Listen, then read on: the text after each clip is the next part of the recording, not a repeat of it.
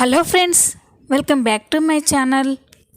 Agent ద్వారా భాగ్యం నిజ స్వరూపం తెలుసుకొని భాగ్యం చెంప పగలగొట్టిన సాగర్.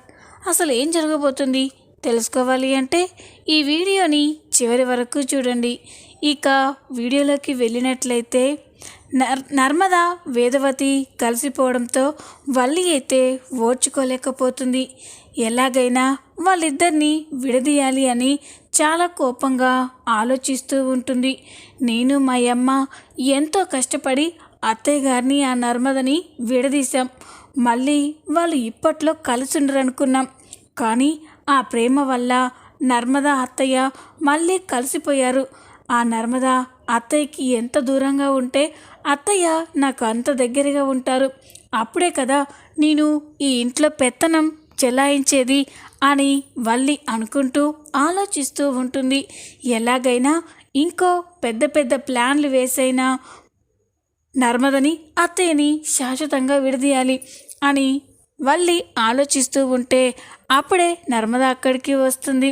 వల్లి దీర్ఘంగా ఆలోచించడం చూసి, ఏంటి అంతలా ఆలోచిస్తున్నావు? మళ్ళీ అత్తయ్యని నన్ను ఎలా విడదీయాలా అని చూస్తున్నావా అని అంటూ ఉంటే, అవును అని అంటుంది. ఇక ఒక్కసారిగా షాక్ అయిపోయి, లేదు నర్మదా, నేనెందుకు అలా అనుకుంటాను? నువ్వు అత్తయ్య కలిసి ఉండాలని ఎప్పుడూ కోరుకుంటాను. మీ ఇద్దరూ మాట్లాడుకోకుండా ఉంటే నేను ఎంత బాధపడ్డానో తెలుసా అని అంటూ ఉంటే, తెలుస్తూనే ఉంది నువ్వు ఎంత బాధపడ్డావో అని నర్మద అంటూ ఉంటుంది. ఇక నర్మద అక్కడి నుంచి వెళ్తూ, నీకు ఇంకో విషయం చెప్పాలి బల్లక్కాయ్ అని అంటూ ఉంటే, ఏంటి నర్మదా అది అని అడుగుతుంది. అసలు సాగర్ డబ్బుతో జాబ్ కొన్నాడన్న విషయం మావయ్య గారికి తెలియడం వల్లే ఇప్పుడు ఇంట్లో ఇన్ని గొడవలు, ఇన్ని సమస్యలు వచ్చి పడ్డాయి. అసలు ఆ విషయం మావయ్య గారికి ఎలా తెలిసిందో తెలుసుకోవాలి. మీరేమైనా మావయ్య గారికి ఆ విషయం చెప్పారా అని అంటూ ఉంటే, లేదు నర్మదా, సత్యప్రమాణంగా నాకేం తెలీదు. మావయ్య గారితో నేనేం చెప్పలేదు అని అంటూ ఉంటే, చెప్పకపోతే బ్రతికిపోతావు, లేక నువ్వే మావయ్య గారికి ఆ నిజం చెప్పావని తెలిసిందో నిన్ను ఆ దేవుడు కూడా కాపాడలేడు, జాగ్రత్త అని నర్మద వల్లికి వార్నింగ్ ఇచ్చి అక్కడి నుండి వెళ్ళిపోతుంది. నర్మద అలా మాట్లాడడం చూసి వల్లి అయితే చాలా కంగారు పడుతూ ఉంటుంది. హాయ్ బాబోయ్, ఈ నర్మదకి నేనే మావయ్య గారికి ఆ ఉద్యోగం విషయం చెప్పానని తెలిస్తే ఈ నర్మద అన్నంత పని చేస్తుంది. ఇప్పుడు ఏం చేయాలి? మా అమ్మ దగ్గరికి వెళ్ళి అడగాలి అని వల్లి అయితే కంగారు పడుతూ ఉంటుంది. ఇదిలా ఉండగా మరో పక్క భాగ్యం అల్లరి చేసి గొడవ చేయడంతో ఏజెంట్ అయితే ఇక తిరిగి రోడ్డు పైన నడుచుకుంటూ వెళ్తూ ఉంటాడు. అలా వెళ్తూ ఉంటే అప్పుడే సాగర్ బైక్పై అటుగా వస్తూ ఉంటాడు. అక్కడే రోడ్డు పైన కనిపించిన ఏజెంట్ని చూసి సాగర్ ఒక్కసారిగా కోపంతో రగిలిపోతాడు. వీడి వల్లే ఆ రోజు ఫంక్షన్లో అంత గొడవ జరిగింది. వీడు ఫంక్షన్కి రాకపోయి ఉంటే ఆ గొడవ జరిగి ఉండేదే కాదు. నా ఉద్యోగం గురించి ఇంట్లో తెలిసి ఉండేదే కాదు. నాన్న ఈరోజు అంత బాధపడేవారే కాదు అని సాగర్ అయితే ఏజెంట్ మీద కోపంగా ఉంటాడు. ఇక వీడంతా చూద్దాం అని ఏజెంట్ దగ్గరికి వెళ్ళగానే ఏజెంట్ సాగర్ని చూసి, హాయ్ సాగర్, ఎలా ఉన్నావు? జాబ్ వచ్చాక చాలా బిజీ అయిపోయినట్టున్నావు అని అంటూ ఉంటే సాగర్ కోపంగా చూస్తూ ఉంటాడు. ఏంటి సాగర్, నేను ఉద్యోగం ఇప్పించిన ఎవరైనా నాకు పార్టీ ఇచ్చేవారు. నువ్వే ఇంతవరకు నాకే పార్టీ ఇవ్వలేదు. ఎప్పుడు పార్టీ ఇస్తున్నావు చెప్పు సాగర్ అని అంటూ ఉంటే ఇక సాగర్కి చాలా కోపం వస్తుంది. నీకు పార్టీ కావాలా? ఇదిగో ఇస్తున్నాను తీసుకో అని సాగర్ ఏజెంట్ చెంప మీద కొడతాడు. అది చూసి ఏజెంట్ ఒక్కసారిగా షాక్ అయిపోతాడు. ఏంటి సాగర్, మందు పార్టీ ఇస్తావనుకుంటే ఇలా చెంపదెబ్బ పార్టీ ఇచ్చావేంటి అని అంటూ ఉంటే ఇక సాగర్, నువ్వు చేసిన నిర్వాకానికి నీకు ఇంకా పార్టీ కూడా ఇవ్వాలా అని అనగానే, నేనేం చేశాను సాగర్, నీకు చెప్పినట్టే ఉద్యోగం ఇప్పించాను కదా అని అంటూ ఉంటే, నాకు ఉద్యోగం ఇప్పించావు, కానీ నువ్వు ఆ రోజు ఆ ఫంక్షన్కి ఎందుకు వచ్చావు? నువ్వు ఆ ఫంక్షన్కి రావడం వల్లే మా నాన్నకి నేను లంచంతో ఉద్యోగం కొనుక్కున్నానని తెలిసింది. ఇప్పుడు నాన్న నన్ను ఒక నీతి లేని వానిలా చూస్తున్నాడు. మా ఇంట్లో చాలా గొడవలు అవుతున్నాయి. దానంతటికీ కారణం నా ఉద్యోగం గురించి బయటపడడం వల్లే. అది నీ వల్లే జరిగింది అని అంటూ ఉంటే ఇక ఏజెంట్ షాక్ అయిపోతాడు. సారీ సాగర్, నేను ఇంత జరుగుతుంది అనుకోలేదు. చెప్పాను కదా, ఆ రోజు ఇంకో క్లయింట్ నా దగ్గర డీల్ మాట్లాడుకొని జాబ్ కోసం డబ్బు కట్టడానికి వస్తారని చెప్పారని అని అంటూ ఉంటే ఇక సాగర్కి అనుమానం వస్తుంది. అన్నట్టు అడగడం మర్చిపోయాను. ఆ రోజు ఎవరు జాబ్ కోసం వస్తున్నారని చెప్పావు కదా, అసలు ఎవరు వాళ్ళు? ఎక్కడ దొరకనట్టు మా పార్టీలోనే డీల్ మాట్లాడుకోవడం ఏంటి అని అంటూ ఉంటే ఇక ఏజెంట్, లేదు సాగర్, వాళ్ళంతా నన్ను చీట్ చేశారు. ఉద్యోగం కావాలని 5 లక్షలు ఇస్తానని చెప్పి నన్ను ఆ పార్టీకి వచ్చేలా చేశారు. కానీ తర్వాత చూస్తే ఉద్యోగం లేదు, డబ్బు లేదు. వాళ్ళు నన్ను ఆట పట్టించడానికి పిలిచినట్టు అనిపించింది అని అంటూ ఉంటే సాగర్ ఒక్కసారిగా షాక్ అయిపోతాడు. ఇదేంటి, ఆట పట్టించడానికి ఫంక్షన్కి రమ్మని చెప్పడం ఏంటి? దీంట్లో ఏదో ఉంది. కావాలని మా నాన్నకి ఈ నిజం తెలియడం కోసమే వాళ్ళు ఇదంతా చేశారా అని సాగర్కి అనుమానం వస్తూ ఉంటుంది. అప్పుడే ఏజెంట్ సాగర్ని చూసి, ఏంటి సాగర్, ఏం ఆలోచిస్తున్నావు అని అనగానే, ఏం లేదు, ఆ రోజు నీతో డీల్ మాట్లాడుకోవడానికి వచ్చిన వాళ్ళు ఎక్కడుంటారు, వాళ్ళ అడ్రస్ ఎక్కడుంది అని అంటూ ఉంటే అప్పుడు ఏజెంట్, ఇప్పుడు నేను వాళ్ళ దగ్గరికే వెళ్ళొస్తున్నాను సాగర్, కానీ ఏం లాభం లేదు. వాళ్ళేదో ఉద్యోగం కోసం నన్ను కలవలేదు, దేనికి కలిశారో అర్థం కావట్లేదు అని అంటూ ఉంటే సాగర్ ఒక్కసారిగా షాక్ అయిపోతాడు. ఏంటి మీరు అనేది అని అనగానే, అవును సాగర్, అది ఒట్టి వేళ పాలలేని బేరం అని అంటూ ఉంటే ఇక సాగర్, వాళ్ళ ఇల్లు ఎక్కడా అని అడుగుతూ ఉంటాడు.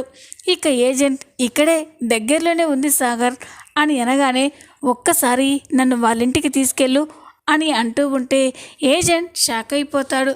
దేనికి సాగర్, వాళ్ళతో నీకేంటి పని అని అనగానే, అవును, వాళ్ళతోనే నాకు చాలా పనుంది.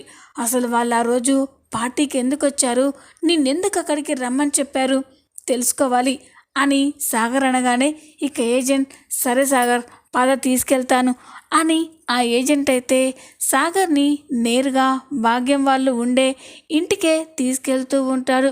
ఇక భాగ్యం, ఆనందరావు ఇంట్లో కూర్చొని ఏవో పనులు చేసుకుంటూ ఉంటారు. ఇక అప్పుడే ఏజెంట్ భాగ్యం ఇంటి దగ్గరికి తీసుకొస్తాడు. ఇక సాగర్, ఏంటి ఇక్కడికి తీసుకొచ్చావు అని అనగానే, చెప్పాను కదా, నాతో డీల్ మాట్లాడుకున్న వాళ్ళది ఇదే ఇల్లు అని అనగానే, ఎవరు లేరేంటి అని అంటాడు. లోపల ఉన్నట్టున్నారు అని అంటూ ఉంటే ఇక సాగర్ ఆ తలుపుని కొడుతూ ఉంటాడు. ఆ శబ్దం విన్న భాగ్యం, ఆనందరావు ఒక్కసారిగా షాక్ అయిపోతారు. ఇక ఆనందరాం, ఇదిగో ఆవిడగారండి, ఆ ఏజెంట్ గాడు మళ్ళీ వచ్చినట్టున్నాడండి, వాడి నస వదిలేలా లేదు అని అంటూ ఉంటే ఇక భాగ్యం, నువ్వేమీ కంగారు పడకు, నన్ను కంగారు పెట్టకయ్యా, ఈరోజు వాడి సంగతి తేలుస్తాను, చూస్తూ ఉండు అని భాగ్యమైతే కోపంగా నడుముకి కొంగు బిగించుకొని వెళ్ళి తలుపు ఓపెన్ చేసి చూస్తుంది. తలుపు తీసి చూసేసరికి అక్కడ ఏజెంట్ సాగర్ ఉండడం చూసి భాగ్యం ఒక్కసారిగా షాక్ అయిపోతుంది. ఇక సాగర్ని చూసి, ఇదేంటి, సాగర్ వీణ్ణెంట పెట్టుకుని వచ్చాడు అని కంగారు పడుతూ ఉంటుంది. ఇంతలోనే ఆనందరావు కూడా అక్కడికి వచ్చి, ఏంటి భాగ్యం, ఏమంటున్నాడు వాడు అని చూసేసరికి అక్కడ సాగర్ ఏజెంట్ కలిసి ఉండడం చూసి ఒక్కసారిగా షాక్ అయిపోతాడు. ఇదేంటి, సాగర్ ఇలా వచ్చాడు అని కంగారు పడుతూ ఉంటాడు.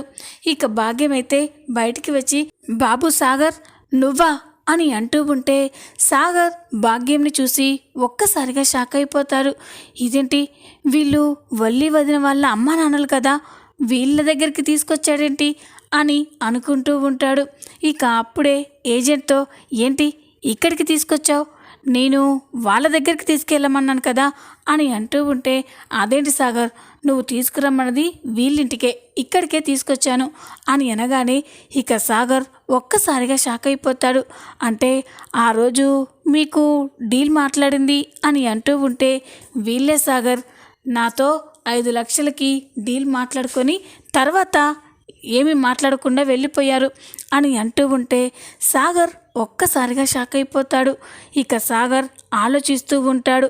అంటే కావాలనే ఈ భాగ్యం అత్తయ్య ఇదంతా చేసిందని అర్థమవుతుంది అని సాగర్ కోపంగా ఆలోచిస్తూ ఉంటాడు. అప్పుడే భాగ్యం, ఏంటి బాబు వాడి మాటలు పట్టించుకుంటావేంటి అని అంటూ ఉంటే, నాకు మొత్తం అర్థమైంది, ఇదంతా మీరే కావాలని చేశారు అని అంటూ ఉంటే ఇక భాగ్యం ఆనందరావు ఒక్కసారిగా షాక్ అయిపోతారు. ఏంటి బాబు మేమేం చేశాం అని అనగానే, నేను డబ్బుతో ఉద్యోగం కొన్నానని మా నాన్నకి తెలిసేలా చేసింది మీరే అని అనగానే ఇక భాగ్యం ఆనందరావు ఒక్కసారిగా షాక్ అయిపోతారు. అదేంటి బాబు మేమెందుకు అలా చేస్తాం అని అనగానే, అవును మీరే ఇదంతా చేశారు, లేకపోతే ఏజెంట్తో 5 లక్షలకి ఉద్యోగం కావాలని డీల్ ఎందుకు మాట్లాడుకుంటారు?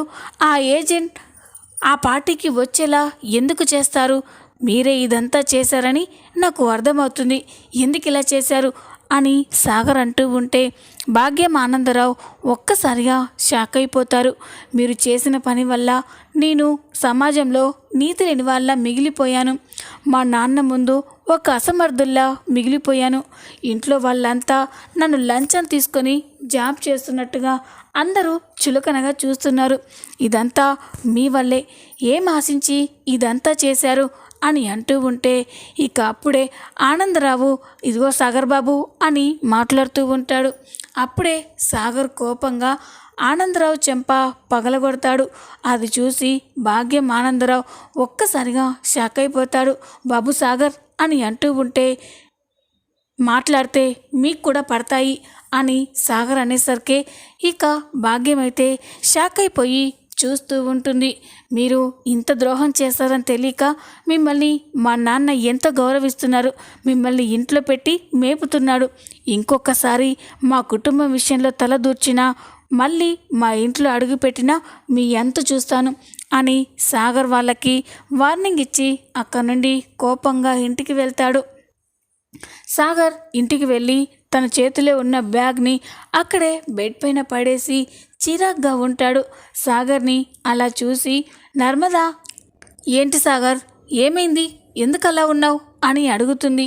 ఇక సాగర్ అయితే చిరాగ్గా చూస్తూ ఉంటే, చెప్పు సాగర్ మళ్ళీ ఏమైనా సమస్య అని అంటూ ఉంటే ఇక సాగర్, నర్మదా ఆ రోజు నాన్నకి నా ఉద్యోగం గురించి ఎలా తెలిసిందో నాకు తెలిసింది అని అనగానే నర్మద షాక్ అయిపోతుంది. ఏంటి సాగర్ నువ్వు చెప్పేది అని అంటూ ఉంటే, అవును నర్మద, కావాలని నాన్నకి నేను లంచం పెట్టి ఉద్యోగం తీసుకున్నానని తెలిసేలా చేశారు. నాన్న ఆ రోజు ఆ పార్టీకి వచ్చి ఇన్ని గొడవలు అయ్యేలా చేశారు అని అంటూ ఉంటే నర్మద షాక్ అయిపోతుంది. ఎవరు సాగర్, ఎవరు ఇదంతా చేసింది చెప్పు అని అంటూ ఉంటే, ఇంకెవరు నర్మదా, మా వల్లి వదిన వాళ్ళ అమ్మ నాన్నలు ఉన్నారు కదా, ఆ భాగ్యం ఆనందరావు వాళ్ళే ఇదంతా చేశారు. నేను డబ్బు పెట్టి ఉద్యోగం కొన్నానని వాళ్ళకి తెలిసిపోయింది. ఆ నిజం నాన్నకి చెప్పి మనల్ని ఇంట్లో నుంచి గెంటేయాలని ప్లాన్ చేశారు అని అంటూ ఉంటే ఇక నర్మద ఒక్కసారిగా షాక్ అయిపోతుంది.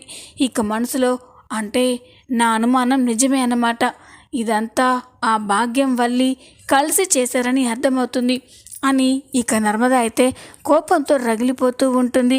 వల్లితో తేల్చుకోవడం కోసం బయటికి వస్తుంది. ఇక వల్లి అయితే బట్టలు ఆరబెడుతూ ఉంటుంది. ఇక నర్మద వల్లి దగ్గరికి వచ్చి కోపంగా చూస్తూ ఉంటే ఇక వల్లి, ఏంటి నర్మద అలా చూస్తున్నావేంటి అని అంటూ ఉంటే, నాకు మొత్తం తెలిసిపోయింది అని అంటుంది. అది విని వల్లి ఒక్కసారిగా షాక్ అయిపోతుంది. ఏంటి నర్మదా ఏం తెలిసిపోయింది అని కంగారు పడుతూ ఉంటే, సాగర్ ఉద్యోగం గురించి మామయ్య గారికి నువ్వు మీ అమ్మే తెలిసేలా చేశారని నాకు తెలిసిపోయింది అని అనగానే ఇక వల్లి అయితే ఒక్కసారిగా షాక్ అయిపోతుంది. అయ్య బాబోయ్, ఇది ఎలా తెలిసిపోయింది, ఇప్పుడు నర్మద మమ్మల్ని వదిలిపెడుతుందా అని కంగారు పడుతూ ఉంటుంది.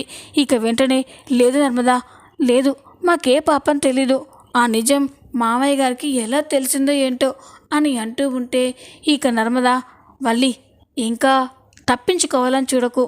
సాగర్కి ఆ ఏజెంటే మీ ఇంటికి తీసుకెళ్ళి మరీ నిజాన్ని బయట పెట్టాడంట అని అంటూ ఉంటే ఇక వల్లి అయితే ఒక్కసారిగా షాక్ అయిపోయి చూస్తూ ఉంటుంది.